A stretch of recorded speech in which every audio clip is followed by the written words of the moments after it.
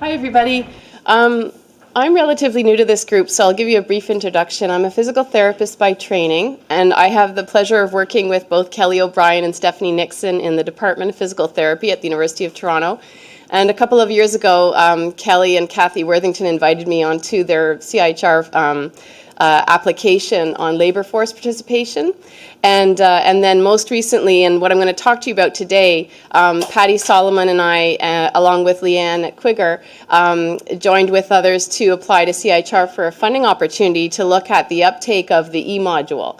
And part of that study I'm going to tell you a little bit more about today. So I'm very happy to be here, and there's so much positive energy in the room and with this group, so it's been a really great experience. All right. So up, down, down. Downwork. So this study that I'm going to tell you about has happened with an armada of individuals who have helped out. So the co-investigators included Kelly O'Brien and Kathy Worthington, and as I said, Patty and myself and Leanne at Quigger led the study. And then, of course, there were many people in the room who have assisted and are part of an advisory group, and people both from the UK as well as from Canada.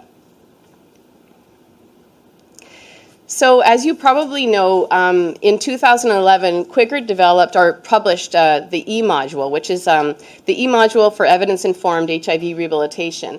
And this was a tremendous effort. This was what we call a knowledge translation, a knowledge tool based on extensive work resulting from systematic reviews and collaboration of multiple healthcare professionals and people living with HIV to produce what is a guide to HIV rehabilitation. The E-module is meant to be used primarily by rehabilitation professionals, but was also intended for use by health and social services professionals as well as people living with HIV. It has very much interdisciplinary focus in terms of how it's written. It's extremely comprehensive. It has 8 chapters. At the end, the final chapter presents 6 case studies. It's 170 pages long, and it has been made universally available by posting on the internet at on the Quigger website. However, as you may know, and I forgot to mention that I kind of came into this work from a knowledge translation perspective. So posting guides or guidelines on the internet does not necessarily mean that they will make their way into clinical practice. And so in designing this study, we thought of ways that we could pull people in to access the E-module. And in the literature, it's been shown that the use of email to disseminate case-based information, evidence-informed information, has led to increased knowledge and attitudes and practices in the area of urban dietary supplements, and that in a guideline context, the use of email reminders has also led to increased access to a guideline that was on women's health issues. So we thought that the use of email messages that would be sent to rehabilitation professionals containing content from the E-module and links to the E-module might be a way to facilitate access to the E-module. And that led us to propose this study. And the objectives were to explore the feasibility of this approach, the perceived utility, and the impact of a knowledge translation intervention that consisted of 6 emailed case summaries highlighting case-based content, links to the E-module, among rehabilitation professionals. So in essence, this was a before and after study design, and we had both quantitative and qualitative methods of data collection. We were targeting physical therapists, occupational therapists, and speech-language pathologists, or speech-language therapists as they're referred to in the UK, who had an interest in HIV and were in clinical practice. And so with the assistance from people in Kirk and from our group, our advisory group in Canada, we were able to send email notices inviting rehabilitation professionals to participate in this study after we obtained ethics approval. So what was the intervention all about? It involved 6 case studies that we developed, we meaning the research team and the advisory group. Each case study was emailed every 2 weeks. They each included a case scenario with questions and answers and links to the E-module.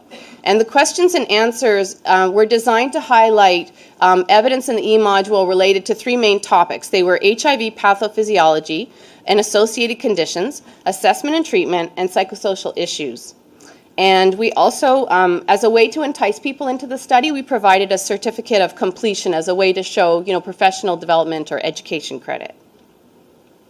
So this slide just shows you a part of one of the summaries to give you an idea of how attractive they looked, how beautiful they looked. And I have to give credit to Nicole Gervais, who's in the audience, because they were very nice, and this was something that was commented on by the participants. But it's also to show you the format. So we have on the left a description of a case scenario of someone who has HIV and relevant details. And then on the right, we have questions, and we had bulleted answer points, and we had click here to view certain chapters within the e-module. And we did have certain case scenarios that carried on, like part 1, part 2, and we had some standalone cases for a total of 6. So we did ask people to go online and complete questionnaires on their attitudes towards and perceived knowledge of HIV. Both before and after they received these 6 emailed case summaries. And what I'm going to present you today, though, is the findings from the qualitative part of the study, where we conducted semi-structured telephone interviews after the intervention. And in the usual way, these interviews were done. They were audio taped and transcribed. They were all done on the telephone because we had people participating from the UK and across Canada, and used a constant comparative approach to identify themes. And we're just presenting you the preliminary results today. So these are, we are still analyzing the data, and so this is the preliminary stage. So even though we had 30 people who consented to participate, we had 26 completed interviews. And we had 17 people who participated from Canada and 9 from the UK. Most people were women, and the mean age was 34 years, and the mean number of years of clinical experience was 8. And what I want to point your attention to is the bottom bullet. So you can see there that out of the 26 participants, only 7 admitted to working extensively in HIV. 9 had said they'd seen a few people with HIV in clinical practice, and 10 had no experience or had not knowingly treated somebody living with HIV. The themes that we derived from the data related to these 5 major bullets. So barriers and facilitators to updating clinical practice with a multi-system disease like HIV, the technical feasibility of the actual emailed intervention, the implementability features of the intervention, and this related to how easily the information in the intervention could be used by the rehabilitation professionals, the actual impact of the intervention, and for whom the intervention could be useful as perceived by the participants. So I'm going to go over each of the themes and provide you with some quotes. The first theme related to barriers that rehabilitation professionals described in updating their clinical practice when they're dealing with a multi-system disease like HIV. So they don't have time to search and find the right information, and they also were overwhelmed by the size of the literature, given there's so many different things you might have to look up related to the multi-system nature of HIV. In terms of facilitators, they wanted the research evidence in a distilled format, in a summarized form, in an easy-to-apply form, and hopefully accessible just prior to treating somebody living with HIV. So as one person described, but yeah, you can't, as a multi-system disease, you're just aware of the bulk of literature that is out there.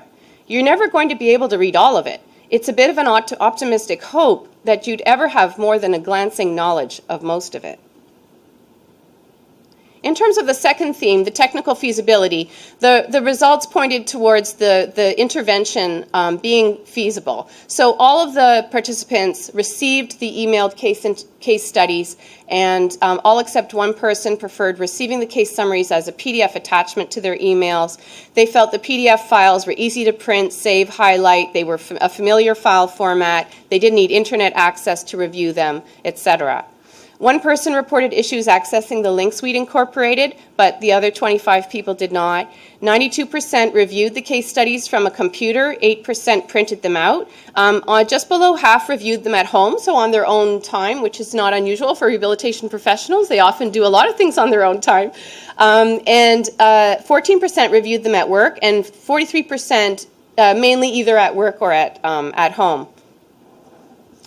In terms of the third theme, which was the implementability of the intervention, What they found, and here I wanted to, there were a lot of other results that I wasn't able to present all on one slide, but I just chose a few features of not only the case studies that we emailed, but also of the e-module that they found were beneficial. So first of all, the terminology. The way the e-module was written and the way the case studies were written was in language that they could understand. They said it was not too simple and not too complex, and that is very, very important when you're trying to translate research evidence to rehab professionals. Let me know when I'm 1 minute out. They also enjoyed that they could read the case studies on their own time. So they received them by email and they could read them at work or at home and could fit them into their own schedule. The e-module also was perceived as something that provided all the information it seemed that they would ever want to know in one place that they could return to as needed when they had somebody, when they had a client with HIV. The format, in terms of the case studies, rehabilitation professionals like summaries of research evidence. They liked the one-page length of the case studies. It was attractive, quick and easy to review.